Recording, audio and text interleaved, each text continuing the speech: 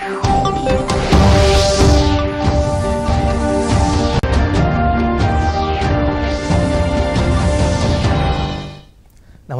దూరదర్శన్ యాదగిరి వార్తలకు స్వాగతం నేను మీ రాజ్ కుమార్ ముందుగా వార్తలోని ముఖ్యాంశాలు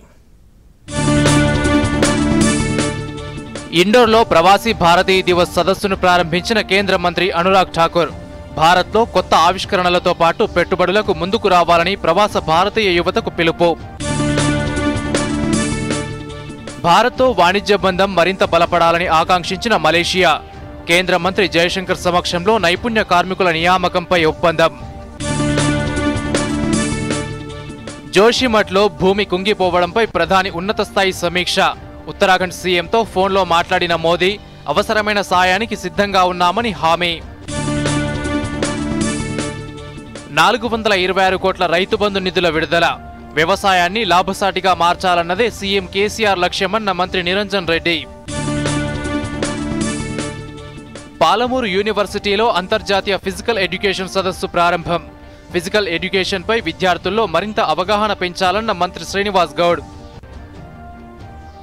ఇక వార్తలను వివరాలను చూద్దాం భారత్లో అపారమైన పెట్టుబడి అవకాశాలు ఉన్నాయని భారతదేశంలో కొత్త ఆవిష్కరణలతో పాటు పెట్టుబడులు పెట్టేందుకు ముందుకు రావాలని కేంద్ర సమాచార ప్రసార క్రీడలు యువజన వ్యవహారాల శాఖ మంత్రి అనురాగ్ ఠాకూర్ ప్రవాస భారతీయ యువతను ఆహ్వానించారు ఇండోర్లో జరిగిన ప్రవాసీ భారతీయ దివస్ కన్వెన్షన్ మొదటి రోజున జరిగిన ప్రవాసీ భారతీయ దివస్ యూత్ కాన్ఫరెన్స్లో అనురాగ్ ఠాకూర్ మాట్లాడుతూ ముఖ్యంగా అంతరిక్షం డ్రోన్ల రంగంలో పెట్టుబడులకు ఎన్నో అవకాశాలున్నాయన్నారు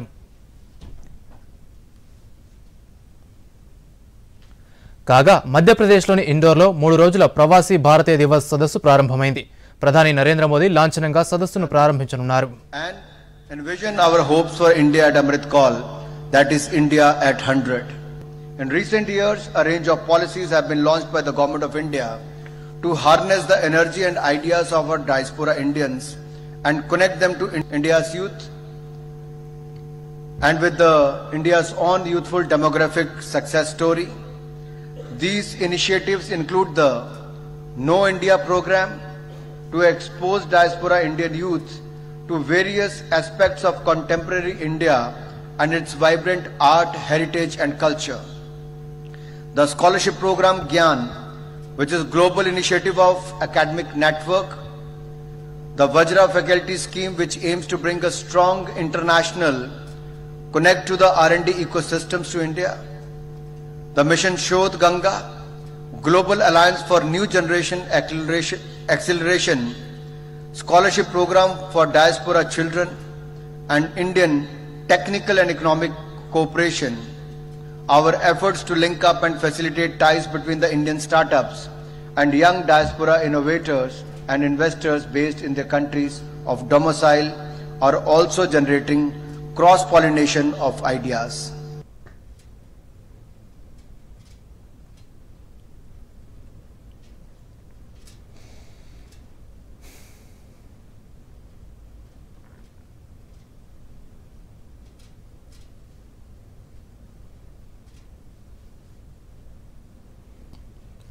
భారత్ మరియు మలేషియా మధ్య వాణిజ్య సంబంధాలు మరింత బలపడాలని ఆకాంక్షిస్తున్నట్టు మలేషియా మానవ వనరుల మంత్రి శివకుమార్ వరదరాజు నాయుడు అన్నారు మధ్యప్రదేశ్ రాజధాని ఇండోర్లో జరిగిన 17వ ప్రవాసీ భారతీయ దివస్ కన్వెన్షన్లో ఆయన పాల్గొని ప్రసంగించారు రెండు దేశాల మధ్య బలమైన వాణిజ్య సంబంధాల గురించి మాట్లాడుతూ దక్షిణాసియా ప్రాంతంలో భారతదేశం అతిపెద్ద ఎగుమతి గమ్యస్థానంగా ఉన్నందున భారతదేశాన్ని ఒక ముఖ్యమైన వాణిజ్య భాగస్వామిగా మలేషియా పరిగణిస్తుందన్నారు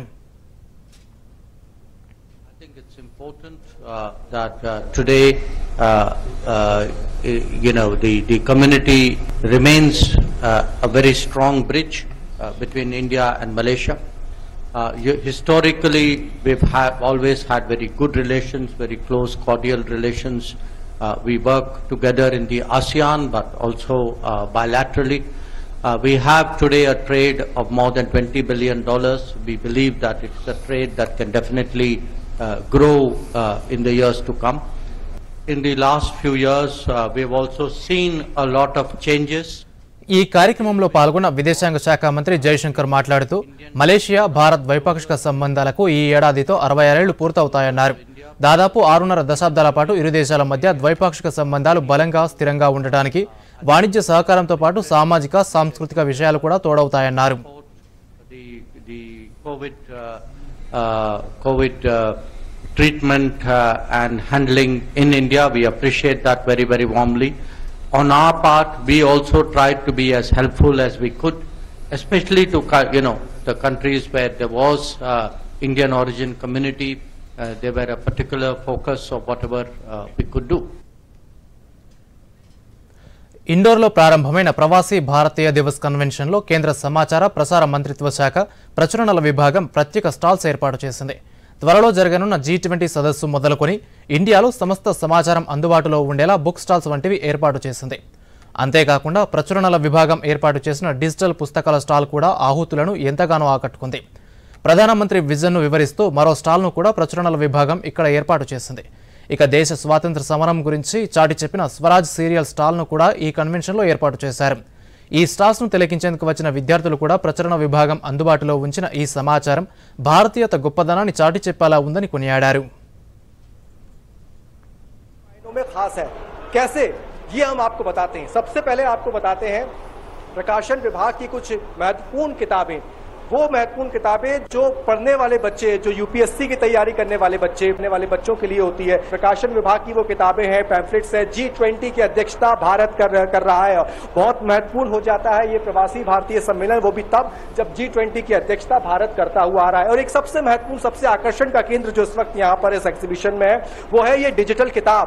आजादी का अमृत महोत्सव जब ये देश मना रहा है तो लोग ये जान रहे हैं कि किस तरीके से ये देश आजाद हुआ था, किन लोगों की महत्वपूर्ण भूमिका थी. साथ साथ अगर आगे बढ़े तो भारत के विकास में प्रधानमंत्री के जो विजन है, वो प्रधानमंत्री का विजन किस तरीके से काम कर रहा है. प्रकाशन विभाग की जो किताबें हैं वो भी इस प्रदर्शनी में प्रदर्शित की जा रही हैं. और जो प्रवासी भारतीय यहाँ पर पहुंच रहे हैं, वो प्रवासी भारतीय इसको किताबों को समझ रहे हैं, पढ़ रहे हैं. और ये देखिए स्वराज सीरियल, आपका अपना स्वराज सीरियल, दूरदर्शन पर प्रसारित होने वाला वो स्वराज धारावाहिक जो आजादी की पूरी कहानी बता रहा है. तमाम फ्रीडम फाइटर्स जो लड़ रहे हैं उनके संबंधित किताबें भी जो है वो यहाँ पर मौजूद हैं. भारत के राष्ट्रपति, उपराष्ट्रपति, पूर्व राष्ट्रपति जो लोग रहे हैं उनकी पूरी जानकारी यहाँ पर है. कुछ छात्र हमारे बीच हैं, आप इस प्रदर्शनी में हम देख रहे हैं बड़े उत्साह के साथ देख रहे हैं. क्या खास नजर आ रहा है? देखिए, आजादी का अमृत महोत्सव चल रहा है और आजादी को समझने के लिए, भारत को समझने के लिए पढ़ना बहुत जरूरी है. और मुझे लगता है कि प्रकाशन विभाग एक बहुत महत्वपूर्ण हमारा सहयोगी है, जो हमें भारत की सभ्यता के बारे में, उसकी संस्कृति के बारे में, उसके इतिहास को जानने के बारे में बहुत उपयोगी रहता है. देखिए, हमारा उद्देश्य है कि हमारी प्रकाशन विभाग की बहुत ही अच्छी क्वालिटी में बहुत अच्छी बुक्स होती है जो कि अफोर्डेबल प्राइस में होती है, तो इनके बारे में लोगों को मालूम चले और हमारा बुक्स का प्रमोशन हो और लोगों में पढ़ने की जो है रुचि दोबारा से जागृत हो. जी बिल्कुल, आपका कहना बिल्कुल सही है. और इसमें मैंने देखा है कि जो हमारी आर्ट कल्चर की जो बुक्स है, पेंटिंग्स की, उसमें उसके लिए उनको बहुत रुचि हो रही है.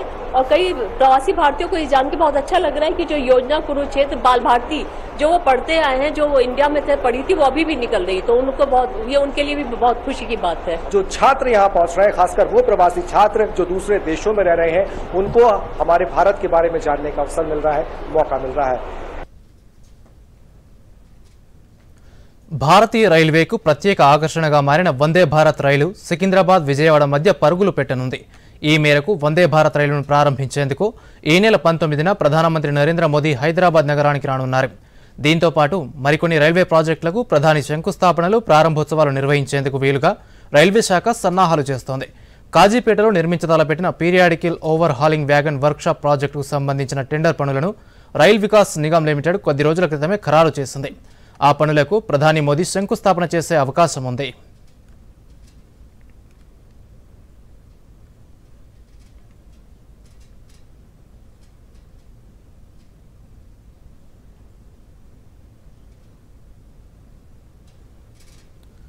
Come on boys, let's go practice. అరే ఉండు గురు, నా బ్యాంక్ అకౌంట్ లో తప్పేంటి ప్రాబ్లం ఎదురైంది. అయితే బ్యాంక్ కంప్లైంట్ చేయి. బ్యాంక్ రాసి 1 నెల అయిపోయింది, బట్ వాళ్ళు గూగుల్ మీద గూగుల్ వేస్తున్నారు. అయితే ఆర్బీఐ బ్యాంకింగ్ న్యాయాధికారికి ఇన్ఫార్మ్ చేయి. ఉండు నేను చెప్తాను. క్రికెట్ లో థర్డ్ ఎంపైర్ ఉన్నట్టే ఆర్బీఐ కి బ్యాంకింగ్ అంబడ్స్మన్ ఉంటారు. ఆర్బీఐ అంటుంది, బ్యాంక్ మీ కంప్లైంట్ ని 1 నెలలోగా తీర్చకపోతే మీరు ఆర్బీఐ వారి కంప్లైంట్ మేనేజ్మెంట్ సిస్టమ్ పై ఆన్లైన్ కంప్లైంట్ చేయొచ్చు. ఇది మీ కంప్లైంట్స్ తీర్చడానికి ఆర్బీఐ వారి సులువైన పద్ధతి, అది కూడా ఫ్రీ.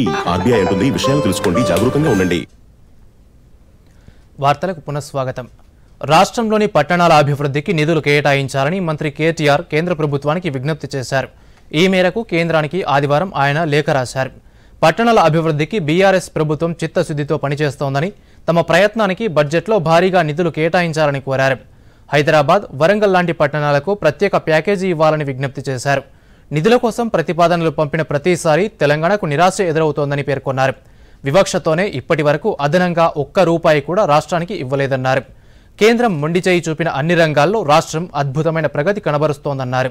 ఇందుకు కేంద్రం ఇస్తున్న అవార్డులు, రివార్డులే నిదర్శనమని లేఖలో ప్రస్తావించారు. ఇప్పటికైనా నిధులు కేటాయిస్తారన్న నమ్మకంతో లేఖ రాస్తున్నట్టు కేటీఆర్ పేర్కొన్నారు. ఉత్తరాఖండ్లోని జోషిమఠ్లో వందల సంఖ్యలో ఇళ్లు కుంగిపోవడంపై ప్రధాని నరేంద్ర మోదీ స్పందించారు. ఆ రాష్ట్ర ముఖ్యమంత్రి పుష్కర్ సింగ్ ధామీతో ప్రధాని స్వయంగా ఫోన్లో మాట్లాడారు. ఉత్తరాఖండ్ రాష్ట్రానికి సాధ్యమైనంత మేర సహాయం చేస్తామని ఈ సందర్భంగా మోదీ హామీ ఇచ్చారు. దీనిపై ఉత్తరాఖండ్ సీఎం ధామీ మాట్లాడుతూ ప్రధాని మోదీ టెలిఫోన్లో మాట్లాడారని, జోషిమఠ్లో పరిస్థితిని, పునరావాసం, రక్షణ చర్యలను అడిగి తెలుసుకున్నారన్నారు. జోషిమఠ్ను కాపాడేందుకు అవసరమైన సాయం చేస్తామని ప్రధాని హామీ ఇచ్చారని చెప్పారు. హిమాలయ సానువుల్లో ఓ చిన్న పట్టణమైన జ్యోతిమఠ్ సైనిక దళాలకు వ్యూహాత్మక ప్రాంతం కావడంతో జోషిమఠ్ పరిస్థితిపై ప్రధానమంత్రి నరేంద్ర మోదీ ఉన్నత స్థాయి సమీక్ష నిర్వహించారు. కేబినెట్ సెక్రటరీ, ప్రభుత్వ సీనియర్ అధికారులు, జాతీయ విపత్తు నిర్వహణ కమిటీ సభ్యులు ఈ సమావేశంలో స్వయంగా పాల్గొనగా జోషిమఠ్ జిల్లా అధికారులు, ఉత్తరాఖండ్ రాష్ట్ర సీనియర్ అధికారులు కూడా వీడియో కాన్ఫరెన్స్ ద్వారా ఈ సమీక్షలో పాల్గొన్నారు.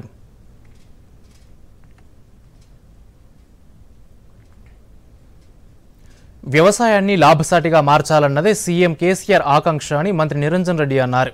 రైతులకు పెట్టుబడి సాయం అందజేసే లక్ష్యంతో ప్రారంభించిన రైతు బంధు పథకాన్ని కరోనా సమయంలో కూడా ఆపలేదని గుర్తు చేశారు. తాజాగా 8,53,409 ఎకరాలకు గాను 426 కోట్ల రూపాయల నిధులను ప్రభుత్వం ఆదివారం విడుదల చేసిందని మంత్రి తెలిపారు. 100% ధాన్యం కొనుగోలు చేసిన ఘనత తెలంగాణ రాష్ట్ర ప్రభుత్వానికే దక్కుతుందని, రాష్ట్రంలో సంక్షేమ పథకాలను విజయవంతంగా అమలు చేస్తున్నా ప్రభుత్వంపై విమర్శలు చేయడమే విపక్షాలు పనిగా పెట్టుకున్నాయన్నారు.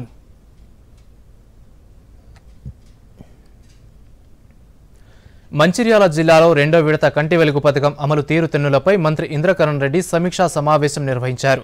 మంచిర్యాల జిల్లా కేంద్రంలోని ప్రభుత్వ మెడికల్ కాలేజీ సమావేశ మందిరంలో నిర్వహించిన ఈ రివ్యూ మీటింగ్లో జిల్లా ఎమ్మెల్యేలు, ఎమ్మెల్సీతో పాటు పలువురు ప్రజాప్రతినిధులు పాల్గొన్నారు.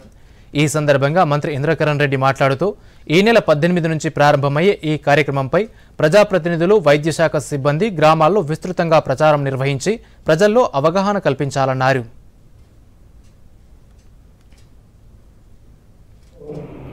నిజంగా కూడా ఎక్కడైతే దూర ప్రాంతం అందుబాటులో లేనటువంటి డాక్టర్స్ అందుబాటులో ఉండి కూడా చూపించుకున్నటువంటి వాళ్ళు ఎందరో మంది మనము నిర్లక్ష్యం కూడా దీనికి ఎంతో ఉంటుంది. మనం ఏదైతే చూపు సరిగా లేక పిల్లలకు చెప్పినా కానీ వాళ్ళు కూడా సరిగా పట్టించుకోరు. ఎంతో దూరం నుంచి మనం ఒక డాక్టర్ దగ్గరికి పోవాలంటే కొన్ని 50 కిలోమీటర్లు, 100 కిలోమీటర్లు ప్రయాణం చేయవలసి ఉంటుంది. ఆ డాక్టర్ దగ్గరికి పోవాలి, చూపెట్టాలి. ఎవరు కూడా ఆ విధంగా ఊరిగా అనేది ఉండదు. అందుకొరకు తప్పకుండా మనం ఊరిలో ఆ గ్రామ పంచాయతీ పరిధిలోకి వచ్చినప్పుడు ఈ క్యాంపు సద్వినియోగపరుచుకుంటే జీవితకాలం కూడా మనము ముఖ్యమంత్రి గారికి రుణపడి ఉండవలసిన అవసరం ఉంటుంది. ఎందుకంటే చూపు మనకు సరిగా లేదు, రాబో రోజుల్లో ఇంకా మనకు ఇబ్బంది అవుతుంది. ఇప్పుడు దానికి టెస్ట్ చేసి దానికి సరి అయినటువంటి కళ్ళజోడి ఇస్తే మన చూపు రెట్టింపు జరుగుతుంది. అదే కంటి వెలుగు కార్యక్రమంలో భాగంగా వాళ్ళు జీవితాంతం ప్రతిరోజు జ్ఞాపకం చేసుకుంటారు. ఒక వస్తువు చూడాలంటే కనబడదు, కళ్ళద్దాలు వచ్చిన తర్వాత వస్తువు కనబడుతుంది. అదే గొప్పతనం. దాని కొరకు మన ప్రజాప్రతినిధులు అందరం కూడా మనము ఖచ్చితంగా ఈ వెలుగు కార్యక్రమంలో ఎవరైతే బెనిఫిషియర్స్ మనకు తీసుకుందో ప్రతి ఒక్కరిని కూడా తీసుకొచ్చి మనము ఆ టెస్ట్ చేయించగలిగితే మరి దానికి కూడా మనందరికీ కూడా ఇప్పుడు సుమన్ గారు చెప్పినట్టు ఇది ఒక మంచి ప్రజాసేవ. పేదింటి ఆడపిల్ల పెళ్లి తల్లిదండ్రులకు భారం కాకూడదనే లక్ష్యంతోనే ముఖ్యమంత్రి కేసీఆర్ కళ్యాణ లక్ష్మి, షాదీ ముబారక్ పథకాలను ప్రవేశపెట్టారని మంత్రి హరీష్ రావు పేర్కొన్నారు. సిద్దిపేట జిల్లా కేంద్రంలోని క్యాంపు కార్యాలయంలో 189 మంది లబ్ధిదారులకు కళ్యాణ లక్ష్మి, షాదీ ముబారక్ చెక్కులను పంపిణీ చేశారు. ఈ సందర్భంగా ఆయన మాట్లాడుతూ తెలంగాణ ప్రభుత్వం అమలు చేస్తున్న సంక్షేమ పథకాలు దేశానికే ఆదర్శంగా నిలుస్తున్నాయని, పొరుగు రాష్ట్రాల వారు తెలంగాణలో అమలవుతున్న సంక్షేమ పథకాలను తమ రాష్ట్రంలోనూ అమలు చేసేందుకు ప్రయత్నాలు చేస్తుంటే రాష్ట్రంలోని ప్రతిపక్షాలు విమర్శిస్తుండడం విడ్డూరంగా ఉందన్నారు. కాంగ్రెస్, బీజేపీ, టీడీపీలు ఎప్పుడైనా ఇలాంటి సంక్షేమ పథకాల గురించి ఆలోచన కూడా చేయలేదన్నారు. పిలిచి మీ చేతిలో పెడతాము. అంటే ఇవాళ మేము ఎంత జాగ్రత్తగా ఎంత బాధ్యతతో మీకు సేవ చేస్తున్నాం అనే విషయాన్ని మీరు గుర్తుపెట్టుకుంటే మాకు అంతకంటే సంతోషం ఏంటి. అదేవిధంగా ఇవాళ ఈ పెళ్లిళ్ళ విషయంలో కులం మతము పార్టీ కూడా ఏం చూస్తలేదు, గరీబోలా కాదా, పెళ్లి అయిందా లేదా, ఇవే రెండు చూస్తున్నాం, చెక్కు మీ చేతిలో పెడతాం. ఇక ఒక్క పెళ్లి 2 పెళ్లిళ్ళు కాదు, తెలంగాణ రాష్ట్రంలో ఇప్పటి వరకు 10,80,000 పెళ్లిలకు సాయం చేశారు. 10,80,000 మంది పేదింటి ఆడపిల్లలకు పెళ్లిళ్ళు చేసింది మన ముఖ్యమంత్రి కేసీఆర్ గారు. అదేవిధంగా టీఆర్ఎస్ పార్టీ చెక్కులు కూడా, ఇక టీఆర్ఎస్ పార్టీలో సభ్యత్వం ఉండి దురదృష్టవశాత్తు ఎవరైనా చనిపోతే వారికి కూడా టీఆర్ఎస్ పార్టీ పక్షాన 2 లక్షల రూపాయల ఆర్థిక సహాయం అందించడం జరుగుతుంది. వీరి ముగ్గురికి 2 లక్షల రూపాయల చొప్పున మన టీఆర్ఎస్ పార్టీ సభ్యత్వం కింద. ఆధునిక విద్యలో ఫిజికల్ ఎడ్యుకేషన్ కూడా భాగమైందని రాష్ట్ర క్రీడా శాఖ మంత్రి శ్రీనివాస్ గౌడ్ అన్నారు. మహబూబ్నగర్ జిల్లా కేంద్రంలోని పాలమూరు యూనివర్సిటీలో 2 రోజుల పాటు జరగనున్న అంతర్జాతీయ physical education, fitness and sports సదస్సును జ్యోతి వెలిగించి మంత్రి ప్రారంభించారు. ఈ సందర్భంగా మంత్రి మాట్లాడుతూ శారీరక శ్రమ తగ్గిపోతున్న ఈ రోజుల్లో ఫిజికల్ ఎడ్యుకేషన్ అవసరం పెరిగిందన్నారు. శారీరక శ్రమపై విద్యార్థి దశ నుంచే అవగాహన కల్పించాల్సిన అవసరం ఉందన్నారు.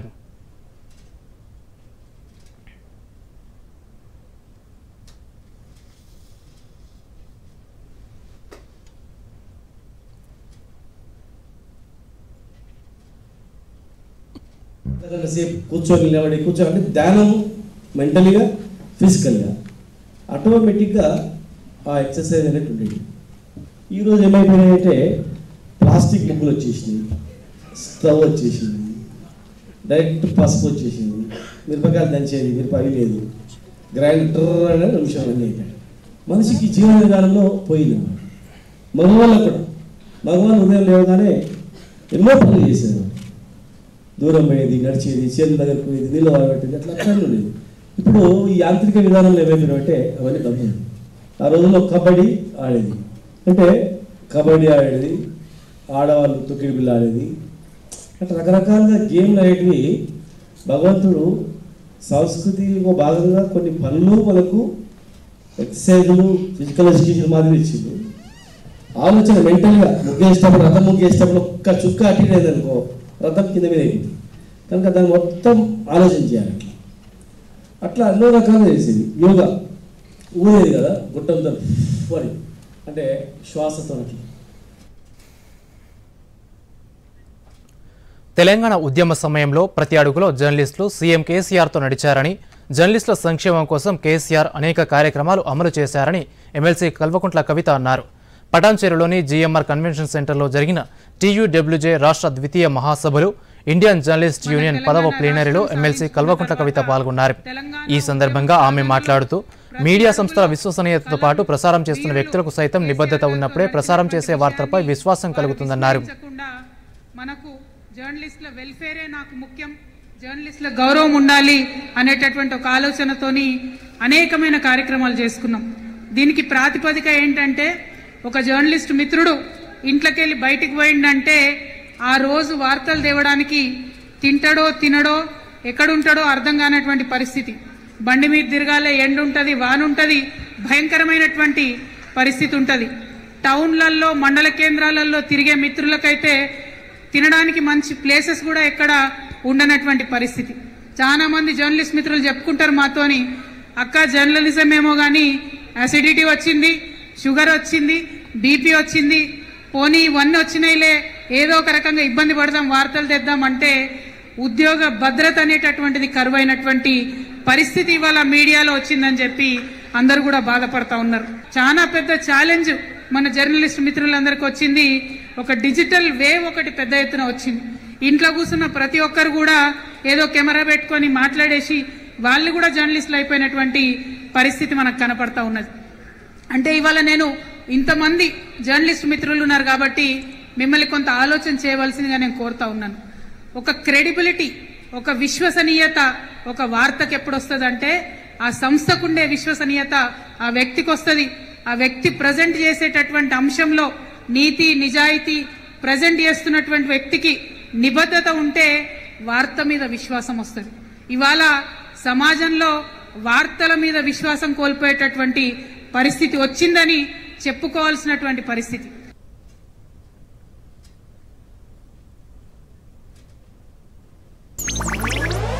డిజిటల్ బ్యాంకింగ్ కాలం ఇది. టైం ఆదా చేయాలండి. Digital banking సులువైనది. ఏ చెల్లింపైనా చేసుకోండి. ఎప్పుడైనా ఎక్కడైనా సేఫే ఫాస్టే. ప్రతి పేమెంట్ వేళ్ల మీద సెట్టే. లావాదేవీల ఆప్షన్స్ ఎన్నో. IMPS, NEFT, UPI కూడా. 24 గంటలు పనిచేసే పేమెంట్ సులువు. హాయిగా ఉండే. RBI అంటుంది విషయాలు తెలుసుకోండి, జాగరూకంగా ఉండండి. వార్తలకు పునఃస్వాగతం.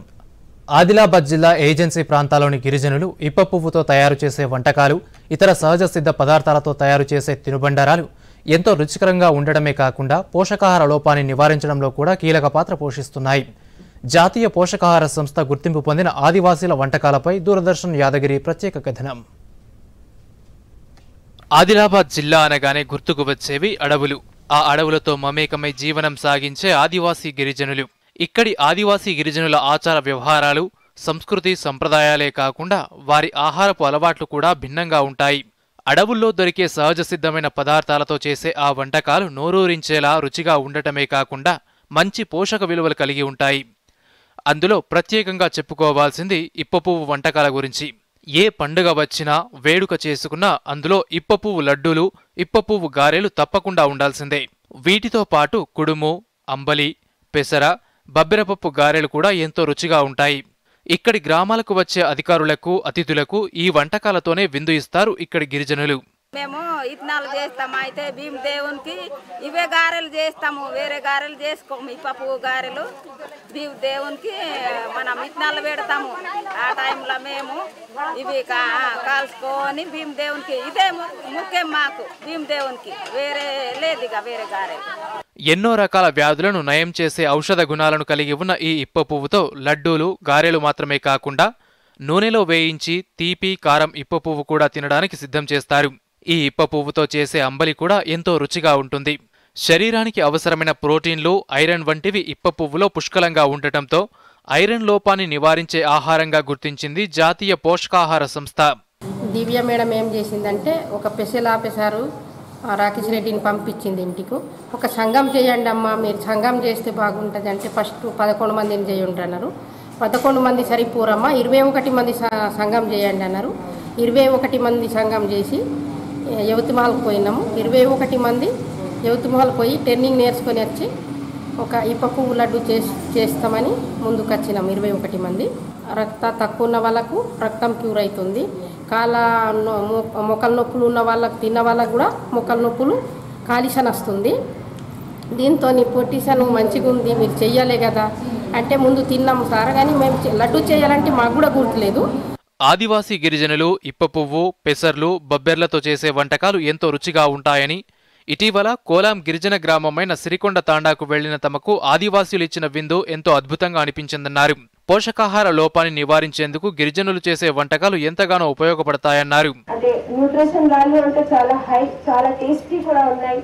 సో దాంట్లో స్కోప్ అయితే చాలా ఎక్కువ స్కోప్ ఉంది. సో ఇది మార్కెటింగ్ చేయడానికి, తర్వాత హైదరాబాద్ లో పంపడానికి, నాగ్పూర్ పంపడానికి ఇవన్నీ చాలా హై స్కోప్ ఉన్నాయి. అంటే ఫస్ట్ అయితే మన ఆదిలాబాద్ మున్సిపాలిటీలో ఫస్ట్ ట్రై చేస్తాము. తర్వాత పెద్ద పెద్ద హైదరాబాద్, నాగ్పూర్ అవన్నీ మహిళా గ్రూప్స్ తో సహా టైఅప్ చేసుకొని ఖచ్చితంగా పిఓ గారు అండ్ అడిషనల్ గారు ఇద్దరు కలిసి ఇది డెఫినెట్లీ ఇప్పుడు వచ్చిన నెలలో ఇవి అన్ని ప్రయత్నాలు కూడా చేస్తాము.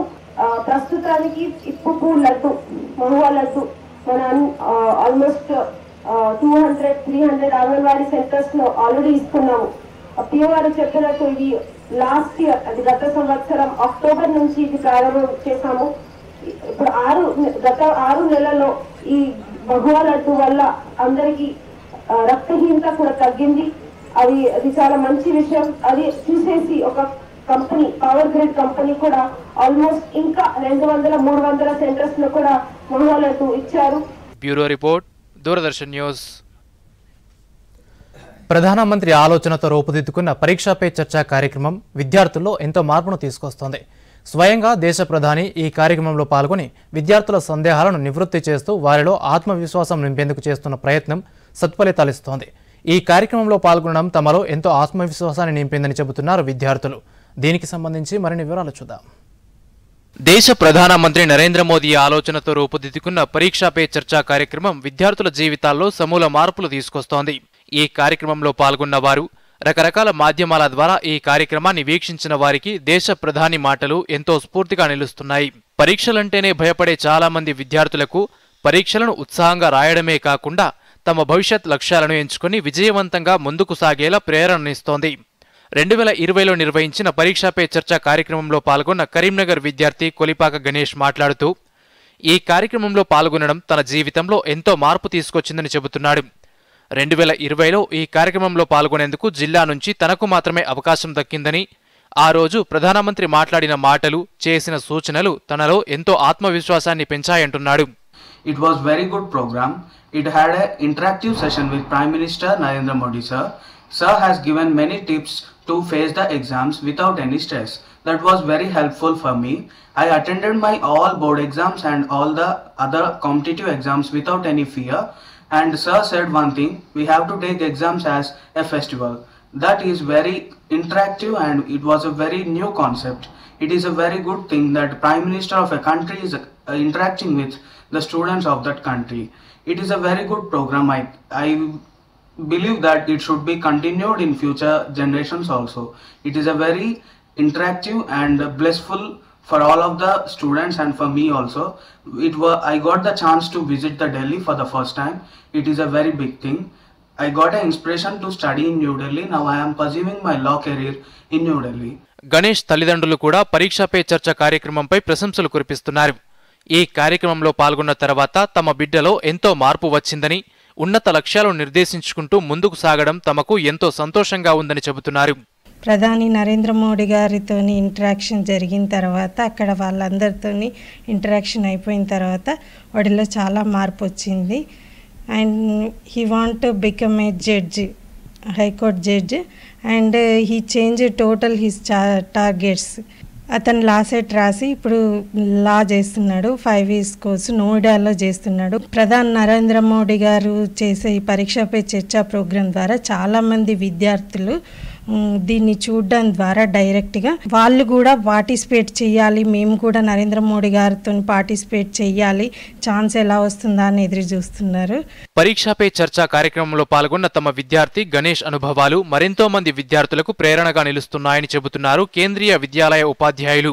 ప్రధాని మాటలే స్ఫూర్తిగా చదువులో ముందుకు సాగుతున్న గణేష్ జాతీయ స్థాయి గుర్తింపు పొందిన కళాశాలలో న్యాయశాస్త్రం చదవడం కూడా తమకు ఎంతో గర్వంగా ఉందంటున్నారు. Master K Ganesh, a proud alumni of KV Karimnagar and class 12th 2020 batch student who participated at New Delhi in Pariksha Pe Charcha program, and he interacted with our Honorable Prime Minister Shri Narendra Modi. I think it is the turning point in his career and he selected the law as his career. Bureau Report, Doordarshan News. ఒకప్పుడు ఉత్తరాల బట్వాడాకే పరిమితమైన తపాలా శాఖ మారుతున్న కాలానికి అనుగుణంగా సాంకేతికతను అందిపుచ్చుకొని ప్రజలకు బ్యాంకింగ్, ఇన్సూరెన్స్ సేవలతో పాటు కేంద్ర రాష్ట్ర ప్రభుత్వాలు అమలు చేస్తున్న పలు సంక్షేమ పథకాల ఫలాలను అందజేస్తున్నాయి. ఈ దిశగానే భూపాలపల్లి జిల్లా తపాలా కార్యాలయం కూడా 6 సబ్ పోస్టాఫీసులతో పాటు 71 బ్రాంచ్ పోస్టాఫీసులో కేంద్ర రాష్ట్ర ప్రభుత్వాల సంక్షేమ పథకాల ఫలాలు విజయవంతంగా ప్రజలకు చేరడంలో కీలక పాత్ర పోషిస్తోంది. జిల్లా తపాలా కార్యాలయం ద్వారా అందుతున్న సేవలను భూపాలపల్లి పోస్టల్ ఇన్స్పెక్టర్ విజయ్ మాటల్లో విందాం.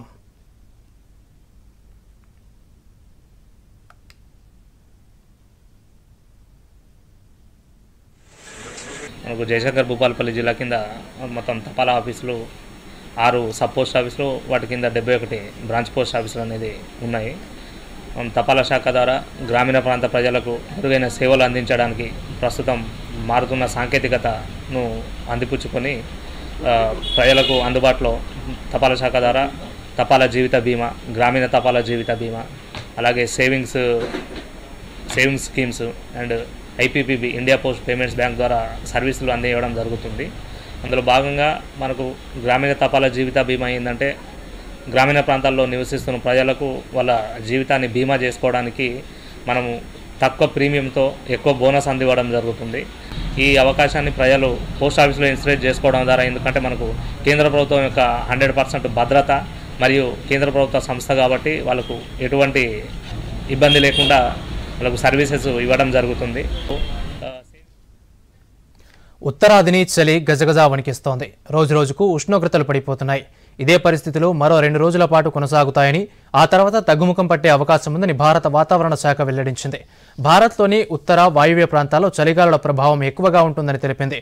పశ్చిమ వైపు నుంచి వీచే వేడిగాలుల వల్ల జనవరి 10 తర్వాత పంజాబ్, హర్యానాతో పాటు పశ్చిమ హిమాలయ ప్రాంతాల్లో స్వల్పంగా ఉష్ణోగ్రతలు పెరిగే అవకాశం ఉందని తెలిపింది.